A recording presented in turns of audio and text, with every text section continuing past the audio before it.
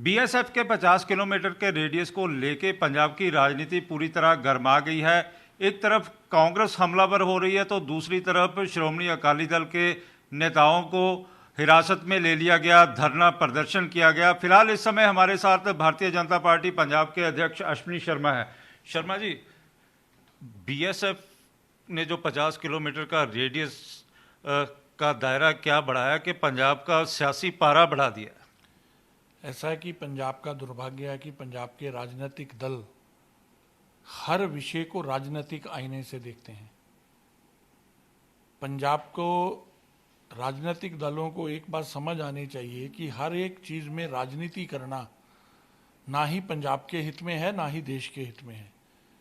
और पंजाब की सीमाओं को लेकर पूर्व मुख्यमंत्री ने भी और वर्तमान मुख्यमंत्री ने भी चिंता जाहिर की कि ड्रोन आ रहे हैं, हथियार आ रहे हैं और नशे की तस्करी जो बढ़ रही है। और पंजाब एक अकेला प्रदेश नहीं है, बाकी प्रदेशों के अंदर भी दायरा जो है 15 किलोमीटर से 50 किलोमीटर का किया गया। और उसमें मुझे बताओ, जब 15 किलोमीटर का दायरा था बीएसएफ के पास, तो क्या था? कोई किसी के कार्य में हस्तक्षेप था क्या? पंजाब की पुलिस के कार्य में कोई हस्तक्षेप था उनका? नहीं था।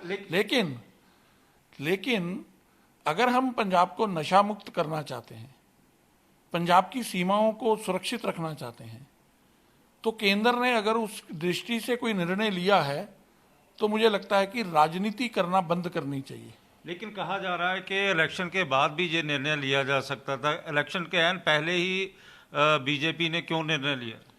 क्योंकि पिछले 6 महीनों से जो घटनाक्रम पंजाब के अंदर हुआ, पिछले 2 दिन पहले ही गुरदासपुर के सीमा के पार ड्रोन देखा गया और नशा तस्करी उसमें बढ़ोतरी हो रही थी। पूर्व मुख्यमंत्री जी ने भी सीमा की सुरक्षाओं को लेकर चिंता जाहिर की और वर्तमान मुख्यमंत्री भी गृह मंत्री जी को मिलकर उन्होंने कहा कि ये हमारे नौजवानों को नशे में लेके जा रहा है, इस पर रोकथाम होनी चाहिए। मुझे दिखाओ इसमें राजनीति क्या है। लेकिन कहा जा रहा है कि पंजाब के 7 जिले इसके अंडर आ जाएंगे और 50 किलोमीटर तक का एरिया, चाहे वो आपका पठानकोट है, अबोहर तक। लेकिन वहीं पर यह भी कहा जा रहा है कि दरबार साहब और दुर्गाना मंदिर तक को नहीं बख्शा जाएगा। बीएसएफ कहीं पर भी पहुंच सकेगी। कहां पहुंचेगी? जब 15 किलोमीटर था तो क्या हो रहा था, बताइए ना। मेरे को ये प्रश्न खड़ा होता है कि ये लोग केवल और केवल, इनके लिए इसका मतलब पंजाब का नौजवान महत्वपूर्ण नहीं है? ये नहीं चाहते कि पंजाब से नशा खत्म हो? क्या इनकी मंशा पर, इनके ऊपर क्या शक का घेरा नहीं होता है? इनके ऊपर, इनकी ओर इशारा नहीं होता है कि ये लोगों की इन्वॉल्वमेंट है इन सब कामों में? देश की सीमाएं सुरक्षित रहे, नशा जहां तस्करी ना हो, ड्रोन द्वारा घुसपैठ ना हो, अगर उसमें अधिकार क्या मिला है? केवल ये कि निगरानी रख सकते हैं, तलाशी ले सकते हैं, यही है ना। केस दर्ज, इन्वेस्टिगेशन। अरे केस तो पंजाब पुलिस को करना है। पंजाब पुलिस पे विश्वास नहीं है केंद्र को। अरे पंजाब पुलिस पहले भी जब 15 किलोमीटर का था तो कोई बीएसएफ केस रजिस्टर कर रही थी क्या? पंजाब पुलिस करती थी। तो आज भी पंजाब पुलिस ने करना है। लेकिन कहा जा रहा है कि अब विश्वास ही नहीं रहा पंजाब पुलिस को, पंजाब पुलिस के ऊपर। इनको देश के दृष्टिकोण से देखने की आदत डालनी चाहिए। गुजरात भी उसमें है, राजस्थान भी उसमें है, बंगाल भी उसमें है, असम भी उसमें है। जो सीमावर्ती क्षेत्र हैं, जो अफगानिस्तान के इंसिडेंट के बाद देश की सीमाओं के ऊपर जिस प्रकार का वातावरण बना है, उस दृष्टि से ये देश हित में लिया गया निर्णय है। लेकिन कहा जा रहा है कि जो पंजाब के 7 जिले इसकी चपेट में आ जाएंगे और पूरे का पूरा जो सर्च अभियान है, कहीं पर भी बीएसएफ के अधिकारी जवान जाएंगे, तलाशी लेंगे और उसी का फायदा भारतीय जनता पार्टी चुनावों में लेगी। मेरे को इनकी बुद्धि पे तरस आता है। हर बात पे वोटों की खेती। पंजाब की सीमाएं सुरक्षित रहेंगी, अमन रहेगा, शांति रहेगी, नशाखोरी बंद होगी, तो ही अमन शांति से वोट भी डाला जा सकता ना। इसलिए इनको बाज आना चाहिए।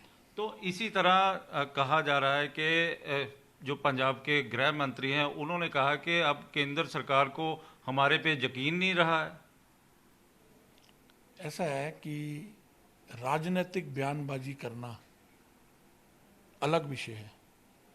तो ये इसको इस रूप में क्यों नहीं देखते? अगर इनका लक्ष्य सीमाओं की सुरक्षा करना है, इनका लक्ष्य पंजाब में नशा खत्म करना है, तो इनको एक सहयोगी मिला है। इनके कार्य में तो कोई इंटरफेरेंस नहीं है ना, एफआईआर तो इन्हीं को दर्ज करनी है ना। मानो उनके पास कोई सूचना आती है कि वहां ये खेप आई है, तो इनका सहयोग हो रहा है। अगर राष्ट्र इनके सामने हो, पंजाब के लोग, पंजाबी नशे से बचे, ये इनका लक्ष्य हो, तो मुझे लगता है इस प्रकार की थोथी राजनीति से ये बाज आए। लेकिन कहा ये भी जा रहा है कि जो पंजाब के बॉर्डर के धार्मिक स्थान है, वहां पर बीएसएफ बिना रोक टोक अब आ जा सकेगी। ये धार्मिक अनुवाद फैलाने वाला बयान है। बाज आना चाहिए इन लोगों को। धर्म का इस्तेमाल राजनीतिक रोटियां सेकना बंद करें। उसमें दुर्गाना मंदिर भी आएगा, उसमें बाकी भी चीजें आती हैं। ऐसे थोड़ा चली जाएगा कोई वहां पे, कैसे चला जाएगा कोई? ये केवल और केवल पिछले 1 साल से पंजाब के जितने राजनीतिक दल हैं, सवाए भ्रम के झूठ से कुछ नहीं कर रहे। इनको पंजाब का हित नहीं दिखाई देता। अच्छा, चरणजीत सिंह चन्नी क्या कह के हैं गृह मंत्री को, उन्होंने क्या अनुरोध किया था? ये तो वही बता सकते हैं भैया। तो आप मुख्यमंत्री और आप गृह मंत्री बोल के रहे बीच थे में कि ऐसा, मैंने उनका बयान पढ़ा। उन्होंने एक ट्वीट किया था उसके बाद कि पंजाब में नशा की तस्करी बढ़ी है और सीमाएं जो है सुरक्षित रहनी चाहिए। आप पढ़ लो उनका ट्वीट। मैं तो उसको पढ़ के मैंने बोला। तो अब आपका एक्शन क्या होगा? क्योंकि एक तरफ 3 कानून आ गए, दूसरी तरफ 50 किलोमीटर का बॉर्डर का एरिया आ गया और टारगेट बीजेपी है। ऐसा टारगेट बीजेपी नहीं है, टारगेट ये सब लोग हैं। इनका चेहरा पंजाब की जनता के सामने बाहर निकल के आ रहा, असली चेहरा। एक तरफ नशा मुक्ति की बात करते हैं, अगर नशे को रोकने के लिए केंद्र कोई कदम उठाता है तो उसके मीन मेक निकालते हैं। एक तरफ सीमाओं की सुरक्षा की दुहाई देते हैं, ड्रोन घूमते रहते हैं। खुद पूर्व मुख्यमंत्री ये मान रहे थे कि कितने हथियार पकड़े गए और कितने कहां पहुंच गए हमको पता ही नहीं है।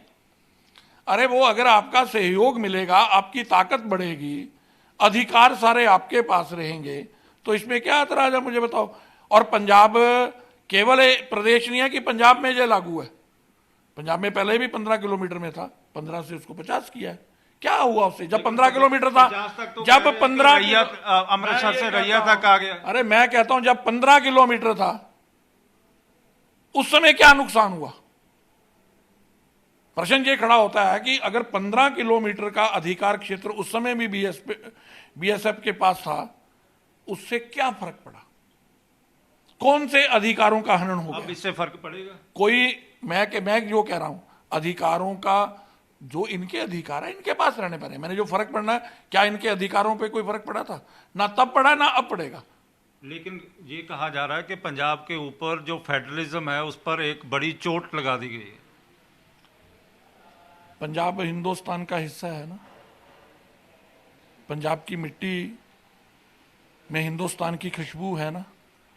तो ये देश की सुरक्षा के लिए गए जो मामले होते हैं उनको उसी दृष्टि से देखना चाहिए। ये थे अश्विनी शर्मा जो बता रहे थे कि ये सारा कुछ देश की सुरक्षा के लिए लिया गया है, पंजाब को नशा मुक्त करने के लिए, हथियार मुक्त करने के लिए ही ये सारा कुछ जो निर्णय है वो लिए गए हैं। कैमरामैन इंद्रजीत के साथ विशाल इंग्लिश न्यूज़ 24 चंडीगढ़।